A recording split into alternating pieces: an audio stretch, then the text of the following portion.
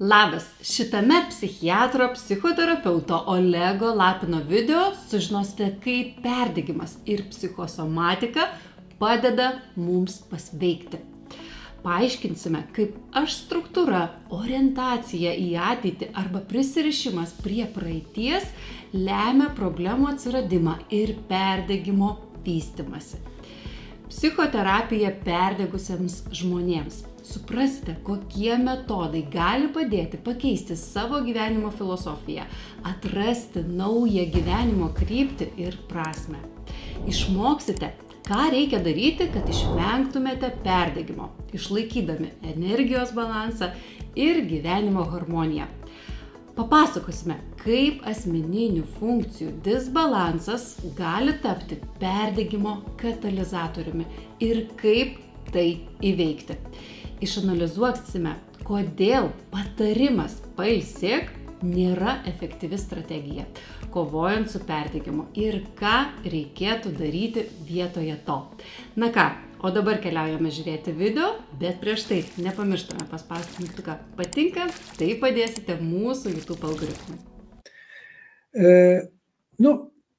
Jūs matote žmonės šitoj stadijoje tada, kada jie jau tikėtina, kad turi psichosomatinę problemą, tai reiškia jau nebe pirmą dieną jie turi galvos skausmus, įtampus, labai dažnai.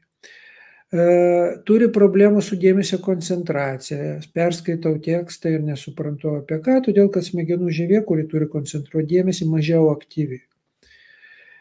Turi problemų su virškinimu, tai reiškia jau nevirškina maistas arba valgyti nesinori, tiesiog pykina nuo maisto. Turi problemų su oda, nes odoje paūmėja psoriazė arba atsiranda kažkokie bėrimai. Ir šitie dalykai rodo, kad organizmas dabar perėjo į dar tokį paprastesnį lygmenį tvarkytis, jau nebe emocinį, emocijos išjungtos jau. Jis pradeda tvarkytis psichosomatiškai. Ar tai blogai? Organizmas nedaro nieko, kas būtų blogai. Net ir psichosomatika yra adaptyvi tam tikra prasme, bet jinai adaptyvi audinio lygyje, jinai adaptyvi tam lygyje, kur mes esame tiesiog biologinės būtybės.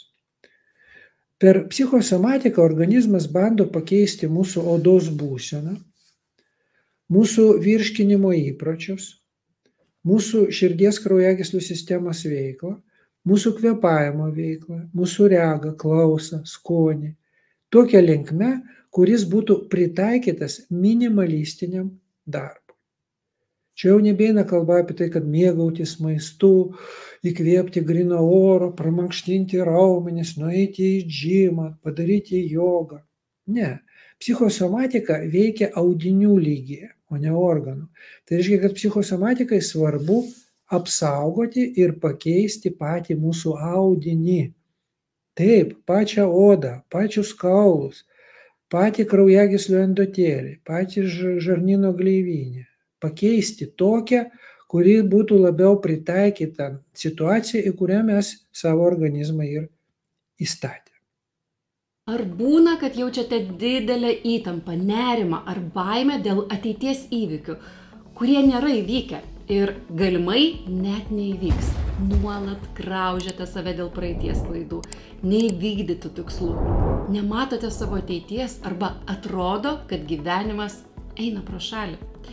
Jeigu šiuose klausimuose atradai save, tuomet noriu tau rekomenduoti dalyvauti mūsų nerimo valdymo pagal temporistikos metodą kurse su psichiatru, psichoterapeutu Olegu Lapinu. Šis kursas yra ne tik įrankis nerimui mažinti, bet ir kaip būdas iš naujo atrasti laiko vertę. Visas kursas remiasi temporistikos mokslu ir yra ištobulintas, jog žmogus sugebėtų atrasti savo tipą su visais jo niuansais, susigrąžinti ramybę ir kontroliuoti laiką, o ne leistis būti jo valdomam. Spauskite nuorodą apačioje ir prisijunkite prie kurso jau dabar. Nuolaida galios ateinančias 72 valandas. Pavyzdys gali būti koks. Vat šuniukas pasiklysta miške. Čia yra tokia reta situacija mūsųse, pas mus nėra tokių didelių miškų, bet įsivaizduokite, ir jis neranda iš ten išėjimo. Ir vat jisai pradeda maitintis tom, kas papuola. Taip, kaip jisai būtų, pavyzdžiui, laukinis žvėrys. Jisai valgo, kas papuola ir neužilgo, jeigu jisai pakliūna pas veterinorius, atranda, kad jo gleivinė skrandžio jau nebe ta gleivinė. Jinai pasidaro storesnė, jinai jau primena skrandžio auglį. Kodėl? Todėl, kad išskiria 20-30 kartų daugiau sulčių negu prieš tai buvusi sveika gleivinė. Ta šuniuką nuneša namo, jis grįžta pas šeimininką, jis po truputį grįžta prie įprasto maisto, iš pradžių nevalgo jo, po to jis pradeda valgyti. Ir jam atranda, ką? Jam atranda skrandžio uždegimą, gastritą. O kas yra gastritas? Gastritas tai ten, kur buvo gleivinė, dabar yra paburkusi, kartais su erozijomis. Vat tokia kaip ir medžiaga, kuri vadinasi kataras, tai reiškia skystis, kuris ten teka. Tai reiškia, kam visą tai vyksta? Šiaip savo, nes nepasisekė šuniukui? Ne. Tai vyksta todėl, kad dabar jo audinys iš tos būsenos, kurios reikėjo miške, pereina į tą būseną, kuriai reikia būnant namuose. Ten miške va šitas išpurtęs auglinis audinys skrandžio skyrė tas skrandžio sultis, kurios padeda virškinti neįprastą maistą. O čia namuose tam, kad būtų vėl normali gleivinė, jinai turi patirti suplonėjimą. O kaip organizmas gali ką nors suploninti, jisai padaro ten uždegimą, arba erozijas, arba opas. Ir tada šitas audinys po truputį mažėja, tada išsiskiria masė uždegimo mediatorių, ten ir prostaglandinai, ir kininai, o svarbiausiai vėliau išsiskiria atstatymo faktoriai. Tai yra tie faktoriai, kurie eina į ląsteles, įsikiša į genetinį kodą ir atblokuoja tos genus, kurie skatina ląstelių dauginimąsi. Ir todėl po uždegiminės fazės, po kiek laiko įvyksta kas? Išgijimas, gleivinė vėl atsistato. Tas pats vyksta mūsų nosiaryklėje, kada mes turim psichosomatinius ten, jūs turbūt visi žinote, kas yra pavasariniai, kai mes labai dažnai rudeniniai, žieminiai, katarai, rinitai, kosėjimai ir panašiai. Kas po jo atsitinka? Gleivinė jau būna nebe ta, kuri buvo. Jinai pasikeičia, jinai adaptuojasi prie besikeičiančios situacijos. Todėl toj ketvirtoj stadijoje perdegimo psichosomatika gali būti suvokta kaip paskutinis bastionas, kurį organizmas laiko pabaigai, kad galėtų mus susargdinti, kaip mes tai vadinam, bet susargdinti adaptyviai, kad mes po šito susirgimo būtumėm kitokie, negu buvom prieš tai. Ir jeigu šitas procesas įvyksta, mes labai dažnai jaučiame ką? Mes jaučiame, kad mes sveikstame. Mes jau nebėjom į darbą, mes jau nebandėm išspręsti nieko šeimoje, darbe, kas viršė mūsų resursus, laiką ir turimą informaciją. Ir mes tada pajuntame tokį vangumą, mes pradedam daugiau miegoti, mes miegame kartais ten 10-12 valandų. Pas mus po truputėlį atsiranda toks karštis viduj, gali būti net temperatūra tuo metu. Ir mes po truputį sugrįžtame į įprastinį miego budrumo ritmą ir mes vadiname tai pasveikau. Ir vat šitoj vietoj, jeigu žmogus padaro išvadas, ką jisai daro? Jisai pradeda keisti savo gyvenimo filosofiją. Jisai pradeda kitaip elgtis su laiku, su energija ir su žiniomis. Ir vat apie tai, kaip tai daryti, ir yra psichoterapija perdegančių žmonių. Jinai ne apie tai, kaip simptomiškai sumažinti jo pyktį, jo nerimą arba jo psichosomatinę ligą. Jinai yra apie tai, kaip jam elgtis su savęs supratimu ir su to, kaip jisai apskritai mato judėjimo laike. Todėl, kad prisiminkime, pirmas, kaip pasakyti, punktas perdegant, tai yra laiko trūkumas. Kada žmogus suvokia, kad jam labai mažai trūksta, labai dažnai tai rodo, kad jo psichika įprato gyventi tam tikram laike. Ir apie tai, kaip dirbama su laiku, kaip gali būti, kad vienam žmogui kažkodėl tai ateitis iš viso nelabai svarbi, o kitam žmogui jinai principinė yra. Kodėl kai kurie žmonės elgėsi su savo praeitim kaip su kažkuo realesniu už dabartį, kodėl jie nuolat gedi kažko, nuolat graužiasi dėl savo padarytų klaidų. O kodėl kai kurie žmonės gyvena čia ir dabar ir jiem netaip įdomu, kas buvo. Apie tai taip pat yra speciali psichologijos rūšis temporistika, kuri padeda mums suprasti, iš kurgi kyla tie mūsų stresai ir polinkis į perdegimą. Jūs turbūt jau suprantate, kad pirmas, kas ateina į galvą, tai žmogus, kuris nuolat gyvena ateitim. Tada ką jisai darys? Jam ateitis yra svarbesnė už dabartį, todėl jis taip orientuojasi į savo tikslus, kad negaili nieko juos pasiekti. Labai gerai, jums atrodo, kad čiagi puiku, žmogus turi tikslus, kiek yra visokių kursų, kur mokina mums kelti tikslus, įmonėse mokino šito. Bet žiūrint, koks tas tikslas yra, jeigu aš turiu viduje, pavyzdžiui, tokį pasiskirstimą, labai stiprus fiziškai, vidutiniška logika, labai neaišku emocijos ir beveik neturiu valios.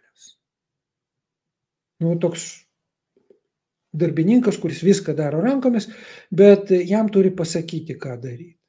Turi ateiti viršininkas ir vat šitam žmogui, va tokiam va, taip, jeigu jam yra tikslas, jis irgi gyvena ateityje, bet jo tikslas yra iki vakaro sunešioti visas plytas, kurios išpylė sunkvežimis ir sunešioti jos į vidų.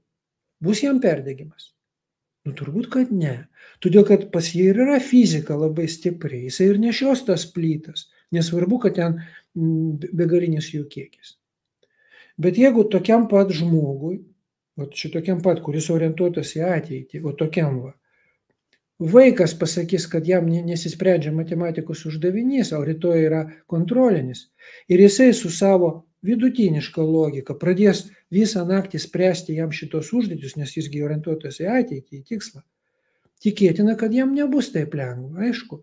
Jam reikės tada prašyti pagalbos, žiūrėti ten kokį chatą GPT, vartyti Google. O jeigu jam tai dar yra ir emocinė užduotis, taip, reiškia, jam būtinai rytoj reikia nuraminti kažkokį tai paauglį, dukrą, kuri ten krizėje dėl kažkokių tai santykių ir jinai ten verkia ir žmona sako, tėti, pakalbėk su ją. Jisgi ir toliau orientuojasi į ateitį, teisingai, jam reikia rezultato per kelias valandas. Bet tai yra jo skaudžioji, jo nelabai stipri funkcija emocijos. Ir jisai vers save tai daryti, kas su juo atsitiks. Perdegimas gali įvykti per vieną naktį. Tai reiškia, kadangi jis turi šitoj emociniai srity mažai laiko, jisai turi nedaug resursų, jis nėra toks žmogus, kuris ten gyveno emocijomis, bet jam principinis dalykas yra visgi išspręsti tą emocinę problemą, jisai labai lengvai perdegs. Todėl prie to, kad jis labai orientuotas į ateitį, jis gyvena idėją, kad reikia siekti ir siekti. Jis pamiršta dabartį, prisideda dar ir jo struktūra, jo gebėjimų santykis. Ir apie tai yra irgi labai įdomi psichologijos sritis, psichosofija, kurie sako, kokios psichinės funkcijos pas mus yra labai stiprios, vidutiniškai stiprios, pažeidžiamos, silpnos ir visiškai tokios neaktualios ir nesvarbios. Todėl, jeigu mes gerai save pažįstame, mes žinome, kokiam laike mes linkę gyventi, mes galime suprasti, kur pas mus atsiranda problemos A ir kur mes bėgame nuo šitų problemų B. Ir perdegimas gali įvykti ir čia, kur atsiranda problema, ir ten, kur mes bėgame į tą problemą. Pavyzdžiui, Aš galiu turėti labai problematišką praeitį. Aš visą laiką pergyvenu dėl savo klaidų. Aš toks kaltas, aš negaliu susitaikyti su savo netektim. Ir todėl aš bėgu į ateitį. Man reikia sukurti planą, man reikia žinoti, ką aš darysiu rytoj, po mėnesio, po metų, po 10 metų. Ir štai aš vėl ir vėl susiduriu su savo skaudžiaja praeitim. Ir dėl to, kad aš negaliu nustoti apie tai galvoti, aš galiu perdegti. Bet jeigu aš, net ir stiprus toje ateityje, tik tai bėgu nuo šitos skaudžios praeities, aš perdegsiu ir čia dar. Todėl, kad čia aš dedu viską, ką turiu ir viską, ką galiu. Todėl į klausimą, ar mes perdegam ten, kur stiprus, ar ten, kur silpni, atsakymas, mes perdegam abiejose vietose. Ar tai reiškia, kad nėra išeities? Ne. Kodėl? Todėl, kad be šitų principinių dalykų yra dar mažiau principiniai dalykai.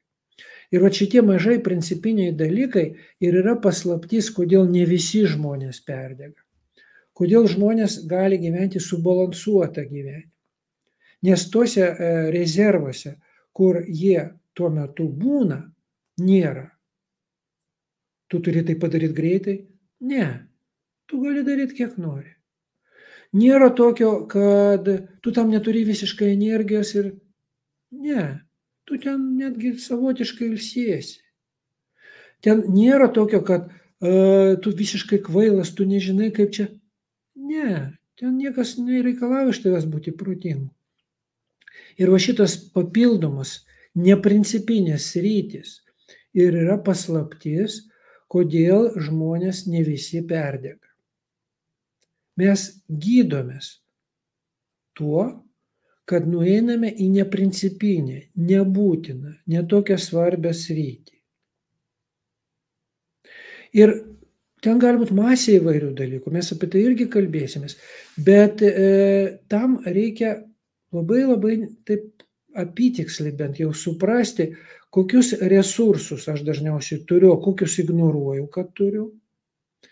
Reikia labai gerai suprasti, kaip mano laiko struktūra viduje suformuota, koks mano požiūris į amžinybę, koks mano požiūris į čia ir dabar, koks mano požiūris į praeitį ir į ateitį. Ir tai nesunku pastebėti, jeigu turėti šiokį tokį žemėlapį. Ir tam aš parašiau tą didelį kursą apie tą diagnostiką, kokiam laikė mes gyvename. Ir antras dalykas, reikia visai taip aiškiai suprasti, kas pas tave viduj gerai išvystyta, kas vidutiniškai, o kur pas tave yra tokia, kaip ir sakyt, skaudanti vieta. Ar jūs stiprus logikoj, ar jūs stiprus emocijose, ar jūs stiprus valioj, kryptingume, ar jūs stiprus fizikoj, jums tik duok kažką panešt, nunešt, sutvarkyt, prisukt. Ir kas yra jūsų skaudžioji vieta? Žinoti tas vietas labai naudinga todėl, kad iš savo stiprių funkcijų, iš savo stiprių sugebėjimų mes galima tikėtis daug. Bet mes būsime linkę tai daryti tada, kai mums nesiseka tose skaudžiose vietose. Tai reiškia, jeigu žmogus labai didelis logikas, o jo skaudžioji vieta emocijos, pas jį bus tendencija nuo emociškai sunkių situacijų bėgti į logiką, į ten, kur galima viską nuspręsti, paskaičiuoti. Pavyzdys gali būti žmogus, kuris nemoka sutarti su savo sutuoktiniu, bet visą savo laisvą laiką jisai paskiria darbui su bitkoinais, investicijomis, fondų rinkos siekimu ir panašiai.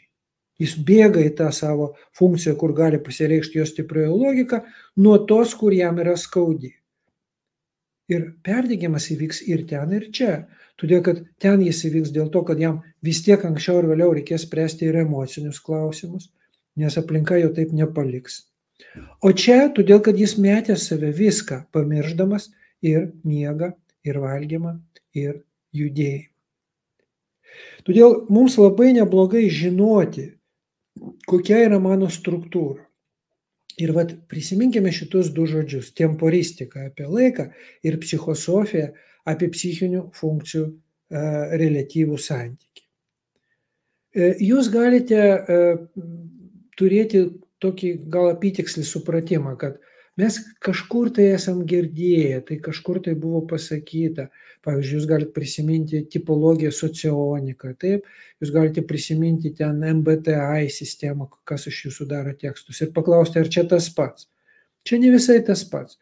Socionika ir MBTI yra apie tai, kaip veikia mūsų branduolys, kaip funkcionuoja mūsų informacijos supratimas. O psichosofija yra apie tai, kaip mes realiai veikiame sąveikoj su realiu pasauliu. Tai reiškia, kaip mes elgsimės turistiniam žygyje, darbovietėje, šeimoje, o ne tiek apie tai, kaip ten vyksta informacijos suskirstimas mūsų viduje ir galvoje. Todėl tai yra visiškai tokia tema, gali būti jums įdomi ir naudinga. Dabar su perdegimu, jeigu jau jūs esate pakliuvę į kažkokią stadiją, jeigu jūs jau esate ten 3 stadijoje, prisimenat su nerimu, arba 4 su apatija, jau nepadeda patarimai pailsėk. Kodėl? Todėl, kad veikla, kurioje jūs užsidirbot perdegimą, jinai atsirado ne dėl to, kad jūs tiesiog buvot priverstas daug veikti, bet atsirado dėl to, kad jūs vertėt save daug veikti. Iškia, jūsų galvoj yra tas prižiūrėtojas su bizūnu, kuris sakė, vis tiek tu turi tai padaryti. Tu nelabai turi tam laiko, tu nelabai turi energijos, tu nelabai žinai kaip, vis tiek tu turi tai padaryti.